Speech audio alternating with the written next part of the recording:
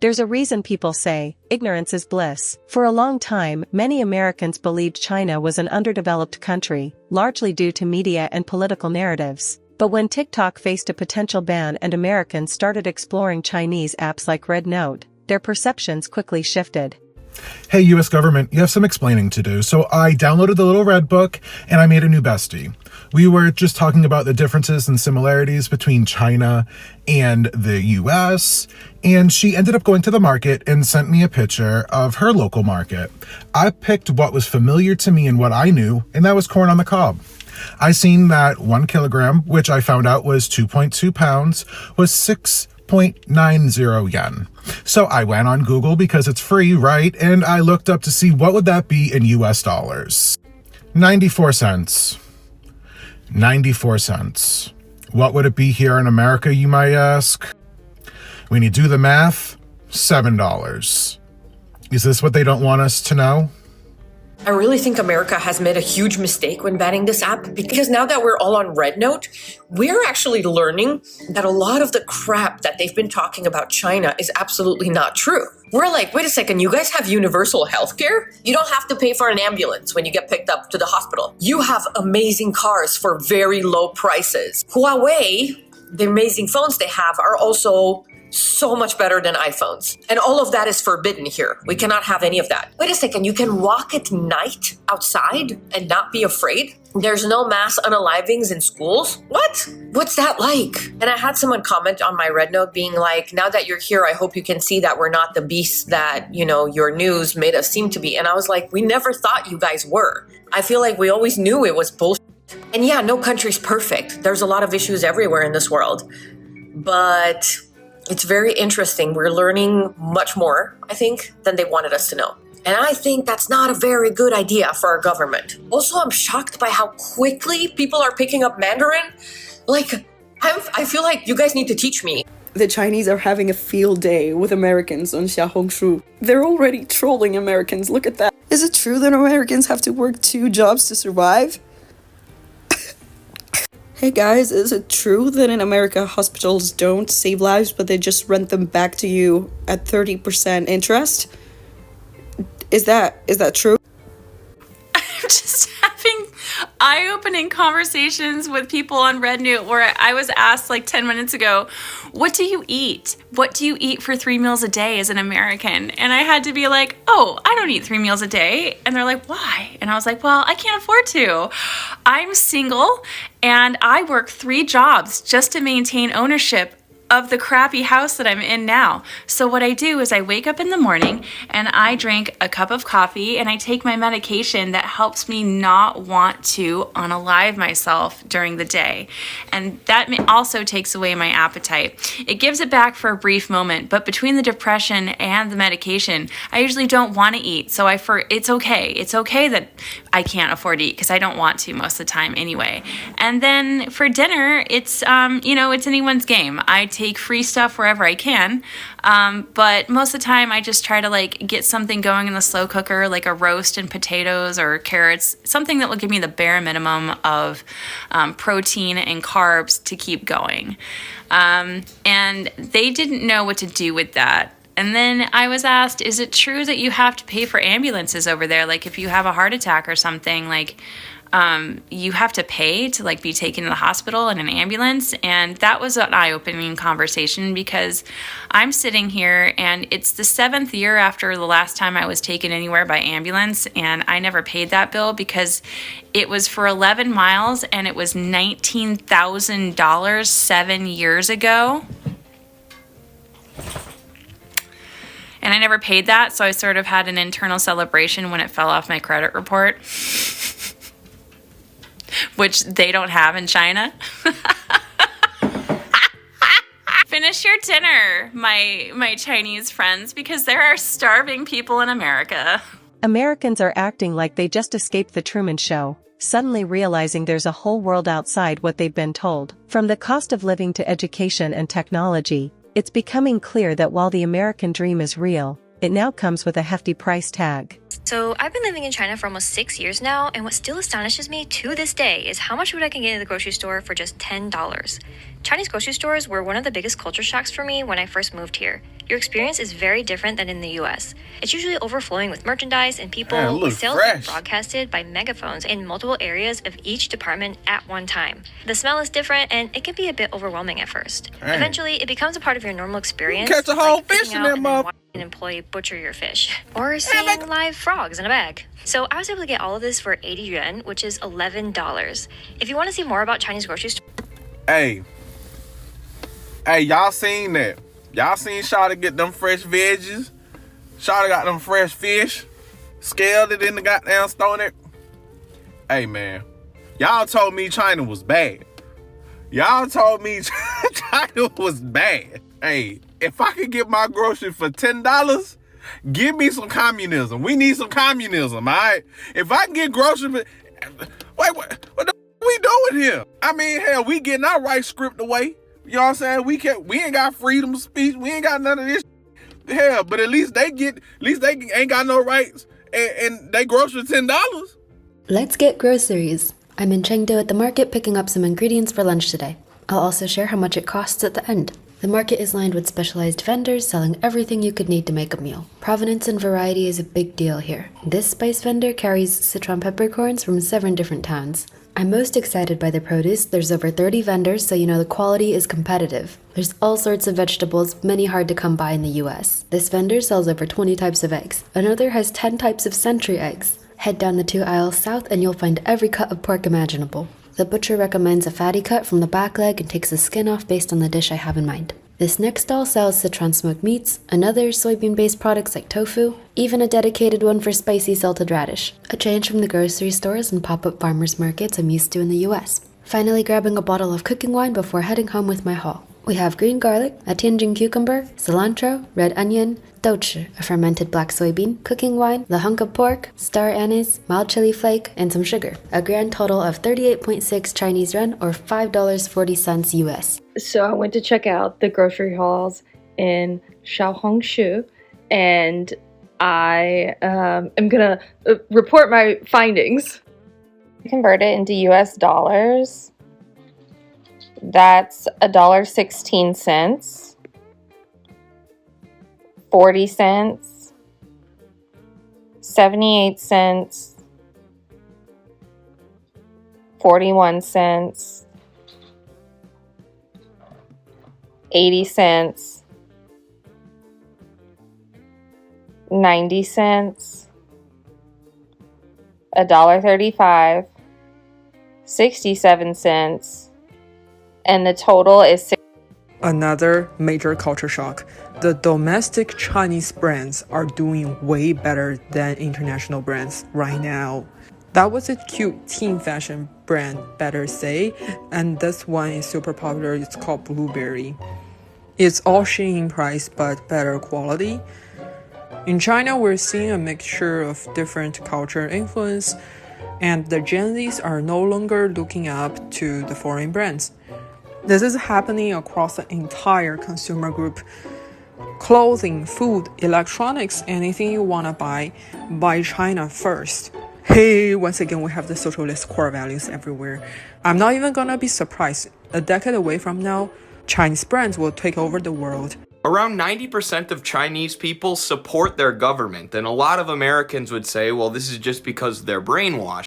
And while the media and education system do play a role, the main reason that Chinese people support their government is because every generation has seen improving material conditions and living standards. The children of China today live better and have more opportunities than their parents did, and this has been true for every generation of Chinese people since the 1949 revolution. Meanwhile, here in the United States, public trust in government is at an all-time low. Recent polling said that only about 20% of American citizens have any kind of trust in their government. And that's because our society seems to be going in reverse. My generation has less financial opportunities and stability than our parents' generation. We're literally at a point now where our country's life expectancy is decreasing. And as a result of our worsening material conditions, we also have a decreasing support of the US government. Despite all of the brainwashing and indoctrination that we face here in the United States, you can't convince a people to support their government if their conditions are getting worse. You can't lie to people and tell them that things are going well when they're struggling to put food on the table. Especially when these problems are only getting worse year after year. The government's doing nothing to fix the increasing homelessness rates or the increasing cost of rent or the decrease in life expectancy. The US government has been letting poverty run rampant while the Chinese government has lifted 800 million people out of poverty. And that's why their people support their government, but our people don't support ours. And it all stems from the different kind of social systems that China and the United States has. China has a socialist system where labor, production, and resources are directed towards social development or achieving social ends like raising people out of poverty. Whereas here in the United States, we have a society that's completely dominated by bankers and shareholders, and their profits are prioritized over all else, including the living standards of the vast majority of the country. You can't deceive an entire population of people into supporting their government. Well, I guess George W. Bush did after 9/11, but that's an outlier. If our government was actually improving people's material conditions, more people would support them. But they're not, so people don't. The funniest part is American citizens wouldn't even be talking to Chinese citizens if the U.S. government didn't try to ban TikTok because they claimed TikTok was going to push Chinese communist propaganda, right? And then a bunch of Americans went and joined an app specifically designed for Chinese citizens that was cleared by the Communist Party of China. And then suddenly we have cross-cultural exchange between American citizens and Chinese citizens. American citizens start to realize that Chinese people are people. That honestly, it feels good that some of y'all, I know you don't travel, but you're like, oh my God, look, they have groceries like us. That blew my mind. A lot of y'all were like, they have houses like that.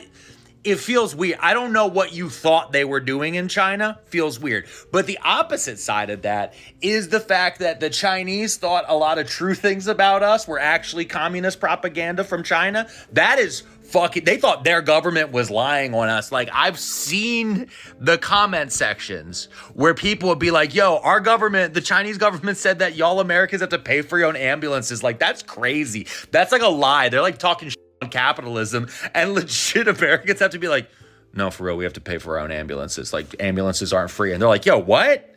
Okay, but like that your kids possibly needing like a bulletproof backpack. Like, that's crazy. And we're like, My question for the American government is, what's my beef with China? Let me try to answer. You don't have beef with China. China doesn't have beef with you. China produce, you consume. Why would China have beef with its own customer? Okay, but for American government, using a not so appropriate analogy, it's like a shepherd. But to tell a flock of sheep to follow, instead of providing comfortable living condition, it's more efficient. Just tell the sheep there's wolf outside, and China is the wolf. You can't talk about China without talking about their car industry. Their cars are high-tech, affordable, and always have the best colors and features. Welcome, my American friends. Today, I will continue to show you a popular car in China. Looks like a Porsche, but the price is only 1/5 of Porsche. We call it the first car for young people in China, Xiaomi Su 7. Let's get in the car. In China, we decorate our cars in the following ways. With physical buttons, aroma diffusers. You can choose your favorite fragrance. Small gauges. Isn't it cool? And a breathing light. It moves with the sounds. A zero gravity seat for the front passenger, a refrigerator in the car. This car has been a huge hit in China. The key also has the shape of a car. Do you think it looks like a Porsche? Retractable rear wing. Reversing instrument panel. Adjustable suspension. Don't you want to drive it on the track? If you want to find a song, just call 小爱同学。小爱同学往下滑，没问题。选第15首。 We are so cooked with these Chinese EVs, dude. See, this guy right here is Ford CEO Jim Farley. He just admitted he's been driving this Chinese EV for the past 6 months, and he loves it. See, the CEO of a major US corporation rarely goes on record to praise the direct competition. But I guess Jim here just couldn't help himself. So he was on the Fully Charged podcast with this guy, host Robert Lewin, where he admitted that his daily driver for the past 6 months is a Xiaomi SU7 electric sedan. It looks like this. It's the first car released by smartphone company Xiaomi. So he stated, and I quote, "I don't like talking about the competition so much, but I drive the Xiaomi.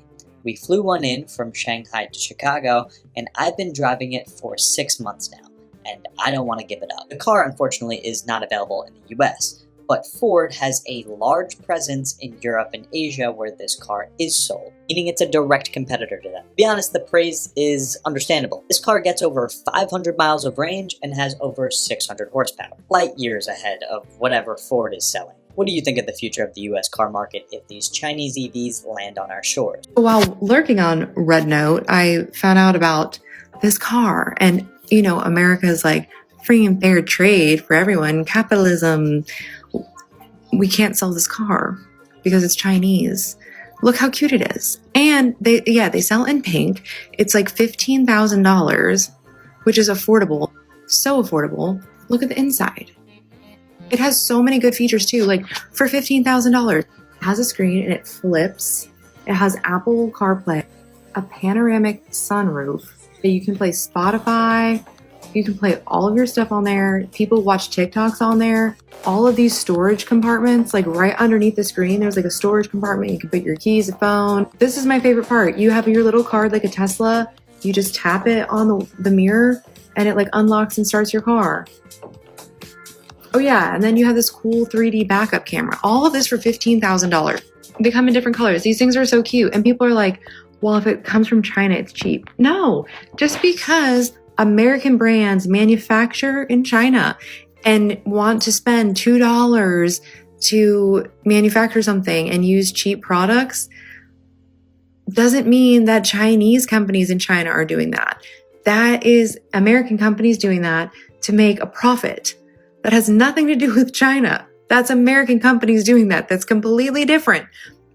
Just because an American company manufactures in China and the American product says made in China has nothing to do with the quality of products in China. I saw so many comments and I was just like, no, that's not how it works. But yeah, so we're basically like having products made that we don't have access to and we don't even realize we don't have access to, that are actually super affordable, super nice, but we can't have them. But we say we're a capitalist, free and fair market. If you ever wonder what cars they have in China that we will never have in America, watch this video. This is the whatever that is. And I've been in Shanghai for about a week and they have the coolest cars ever. A lot of them are electric and they are badass, man. This is the price, don't worry, divided by like 7 and that's how much it costs in US dollars. This is my husband, he's 6'2". Look at this interior. Oh, wow. Yeah, you gotta back this up a little bit, baby. And they love them some captain seats with the TV drop down. This car is $60,000, but the car that we love is Build Your Dreams, which they said they were never coming to America. They outsold Tesla, and they're like a Chinese-based company. We love them. Their starting price for cars is like $10,000, which is crazy. We have a Tesla at home. I always want to have a Tesla, but like the Build Your Dreams is lit. This is the back seat. I'm not gonna hold you.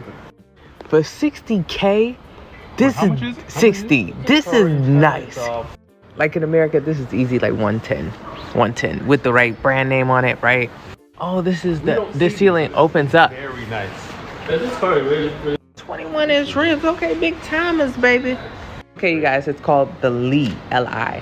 Okay, it's a hybrid. 6 seats in this car. If you use this seat. Ooh, we put our snowboards back there. Wow, this is nice, y'all. It's a fridge in here. Come on, we about to move in. Ooh-wee. No, they living in the future. They living in the future. We're living in the past. Now my kids can watch Gracie's Corner. Okay, I ain't even got kids yet. And it's voice controlled and gesture controlled. My parents have a really nice car and they like do this thing and it'll turn it up and 16-point massages. What? The back seats massage. Girl, sign me up. Dang. Okay, China. Again, you guys keep winning me over. I like y'all. Oh, look at that car. We love cars from the future. So if you don't like these kind of cars, and they always have like just like a quick little setup, just like with Tesla. Like when we got a Tesla, we were so surprised because you don't actually talk to someone. You could just walk in there and play with the car and drive around and everything. But I guess that's way more normal over here because it's not like you could steal the car. They know exactly where you are. So you just pull up, check out the car, I guess buy it online if you want, and that's it. Guys, this is why I say China is living in 2050. Right now I'm in Shenzhen, the tech hub of China. So behind me you can see this is a drone delivery. Means they don't deliver food by man, they deliver food by a drone. Right now I'm trying to order some drinks using the QR code here. 无人机接单。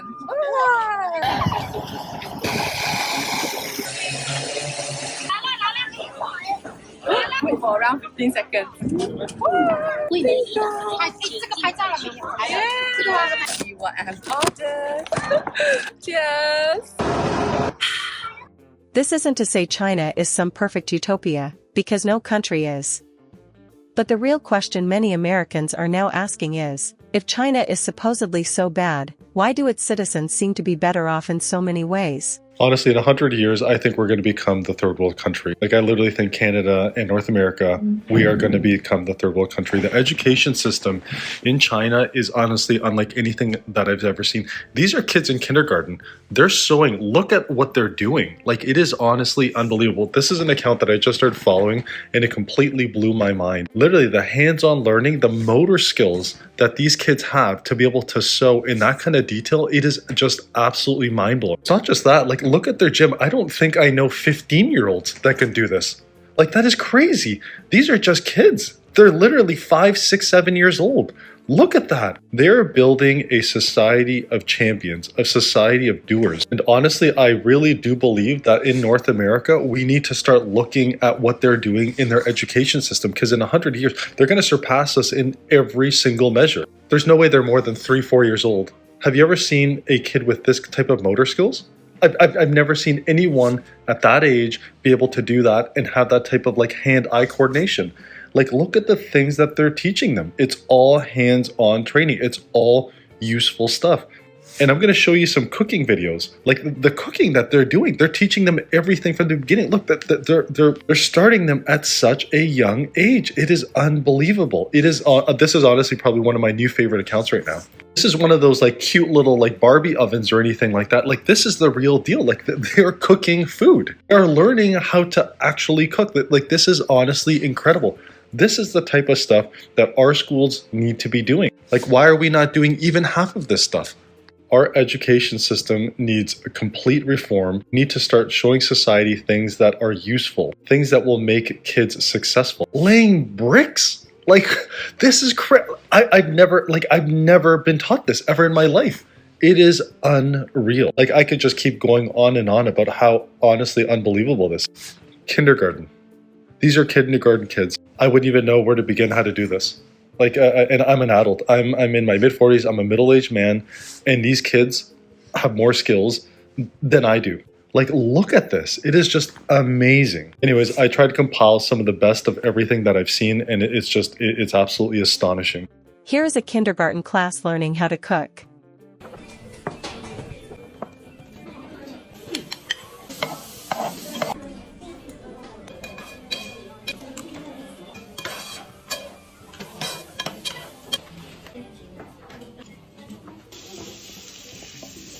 Everything looks so advanced for their age.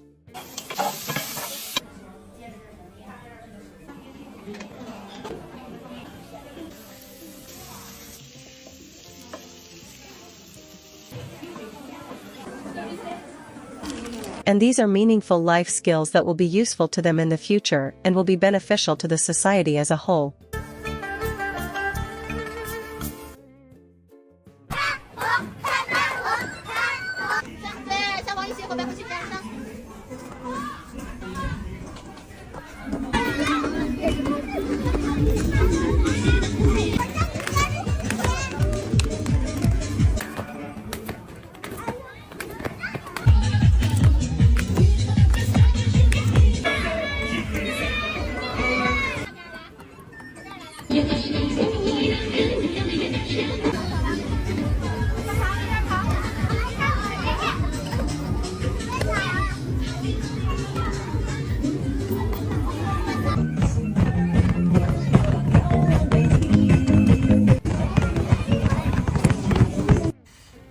One of the most impactful things to me about joining Rednote is to see how many women in China were shocked to learn that women in America fear walking alone at night.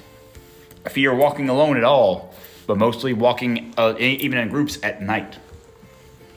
Because it is so much safer in every city in China than anywhere in America. Women don't fear walking by themselves anywhere. They don't fear walking in the parking deck to get to their car or their bicycle. They don't walk in fear of men because it is safer in that country, because people take care of each other and the government, the police actually do things for their citizens. That was the most impactful thing, I think, so far, is learning that and seeing that how shocked women in China are about learning that about women in America. It is insane. Everything I see on my walk around Shanghai, China. Gardeners constantly taking care of the beautiful landscape. Like, look how gorgeous it is. What I haven't seen in 3 weeks of being in China, a bunch of blue lights and loud sirens. Haven't seen them. Lots of scooties. Because they're not motorcycles, it's not loud here. And I think like 30 or 40% of the cars on the road are EV too, so it's just not loud. 1.5 billion people, it's not loud here. Tons of people on public transportation, but you guys, it's 8 a.m. on Saturday, so you're not going to see them right now. But they are definitely here. They don't work 24/7 in China, or not at least what I could see whenever I'm out at the mall. Restaurants, there are always tons of people there with me, but it doesn't feel crowded. I don't know how to explain it. Construction everywhere, all the time, but not loud. Our last hotel was right in front of like a construction zone. Couldn't hear anything. This guy's killing it. On their scooters, when it's cold or rainy, they always have like these jackets to protect themselves. I don't know if you could tell because they're moving fast, but yeah, always like these cool little jackets and umbrellas that extend over their entire scooter. And the people here are old. Like, a lot of them are young, but it throws me off to see so many people who look at least 70, 80, 90 years old, extremely active, running, Tai Chi in the park, having jobs, and they're always cleaning up. My sister literally just told me Neo and Chris Brown are like the same age. I cannot say this enough. I have been here for 3 weeks. I can't think of anything. This place is on point. The people are super nice. The food is top tier. The cost of what I've had to spend on like things, luxuries, is really low. Service is off the chain. So from a visitor's perspective, I can't say nothing bad. The run and walking trails, I just ran 9 miles this morning. I'm just doing a little cool down walk, but I've run 20 miles out here, 13 miles at the Bund. I've run almost 100 miles in Shanghai. Like, I've never seen any place that wants you to move your body this much and allows you to with the open spaces. It's beautiful. Okay, the way that taxis drive, not my favorite thing. However, if you just translate to them, drive slowly and safely, they will do that. So even if that was an issue, it's not an issue. Y'all look at this. It actually counts down when to go. So everybody be on go when it gets to 0, right? Just ready to go. It keeps everything really on point. And I don't feel bad for these people. Like, some places I go, I'll be like, damn, do they like their life? It kind of suck out here. I hope everything okay at home. Here, I don't worry about these people. Their life is good. But I'm also not intimidated by it, because it's like, oh my God, there's so much wealth. I just feel uncomfortable. Like, nah. Everything is good. The ironic part about America spending trillions of dollars on anti-Chinese propaganda is that the scariest thing about China is China itself. And no, I'm not talking about communism and social credit score. I'm talking about the 2008 Olympics. What the is that?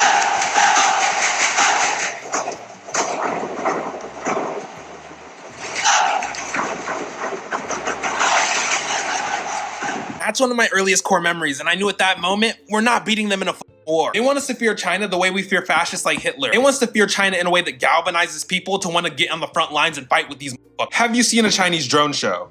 Have you seen if he just got switches? These are using drones to make dragons. They could drop that in the middle of Manhattan, easy. And then what? And then, mind you, China just developed the strongest AI on the planet with $6 million in vibes, bro. You might be thinking $6 million, that's a lot of money. Our government just said that we were gonna give the douchebags at Silicon Valley $500 billion. Not only did they create AI that is smarter than ours, more efficient than ours, has a better impact on the planet than ours, this is free, and they gave away the blueprint for free. I do not fear China in the way that makes you go pick up a gun and go fight for your empire. I fear China in the way that makes you submit. These motherfuckers outnumber us 10 to 1, and these all have homes. 95% of their population owns a home. Americans don't even realize that they won the war already, and we haven't even started fighting. China just two-shotting America that's going to go down in the history books. A few days ago, a company called DeepSeek released an AI model called R1, and it is apparently smarter and cheaper to run than ChatGPT, OpenAI's newest model. And the best part, it's open source. And Trump was just talking about investing $500 billion into a joint venture company called Stargate, which is OpenAI, Oracle, and SoftBank. Let's be very clear about something. The creepy dude, Sam Altman, who runs OpenAI, ChatGPT, has been very, very tight-lipped about how his model is run because he does not want that to get out and he does not want to have people copying because he wants to be first.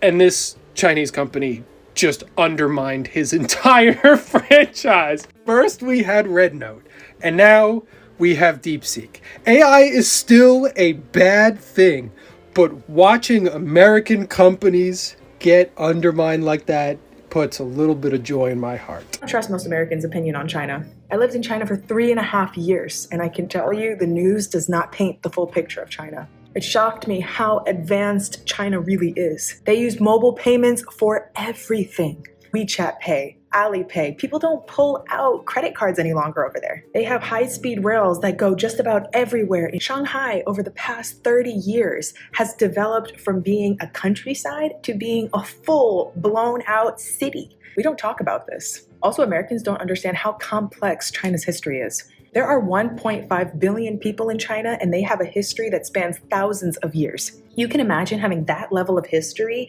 Why they operate the way they do and react to things now is probably due to what happened in the past.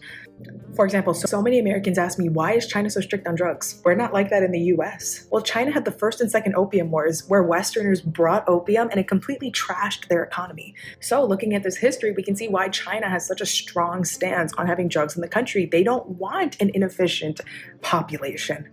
And the way I think is we oftentimes ask, why is technology, why are our products not allowed to go into China? If I'm looking at history and I'm seeing all the different ways that Westerners have come over and completely China's economy, I'm like, if I'm trying to build up a city a country of 1.5 billion people, most of which are in rural populations, how are you going to have American technology come over and completely overtake their country? My whole thing is when we look at China, we have to understand the full picture. It can't be a comparative game with what does the US do and China should do the same thing. We are very different countries. We have very different histories, and we have to understand that when we go to make a perspective. I learned the craziest thing about China and Chinese technology while shopping at the Chinese supermarket with my cousin. You guys probably already know China has gone super digital for payments, and they have been for years. Everyone pays through WeChat Pay or Alipay on their phone. Like Apple Pay, you don't need to carry a physical card with you. However, after my cousin and I rang up all our items, she didn't even pull her phone out. She picked the option to let the machine scan her face and just take a photo. Then the payment was done. She had linked her facial data and recognition to her payment method. No phone, no wallets, nothing. Apparently, even if you did your makeup really differently or visited a different city, this would still work. You can shop in China with nothing but your literal bare identity. My new house, my face card doesn't decline. Watch this. Oops. And watch this, watch this. There's more, there's more. Not even my face, my hands. Hold up, wrong hand. Hey, yo. Oh, never fail me. See, this opens. It's one thing to realize you're being oppressed or getting the short end of the stick, but real change comes from action. The question is, what will Americans do to change their current way of life? That remains to be seen. Let's talk about taking the subway in Shanghai. First off, the security. I think all major cities should have this. It feels like you're at the airport. Is it tedious? Yes, but I just feel like it takes 10 seconds out of your commute to make things safer and feel safer. I got a transit card. You can also download it on your phone. They have a bunch of cool vending machines everywhere, and it's all digital. Another thing to make things safer, they have a door blocking the tracks, so you can go nowhere near them and you can't go in until the first door opens. So I just feel like it saves a lot of mistakes that could be made. Inside, it is so so clean. You can't eat open food, and I feel like that's why, but also the floors. Like I would lie down, it was so clean. Everyone was so quiet, minding their business just on their phone. There's great service. Once you get to the busier cities, obviously it gets more people, but not as busy as I thought it would with the population. And there's a lot written in English, so it was really easy for me to navigate. But honestly, I had a great experience with their subway station.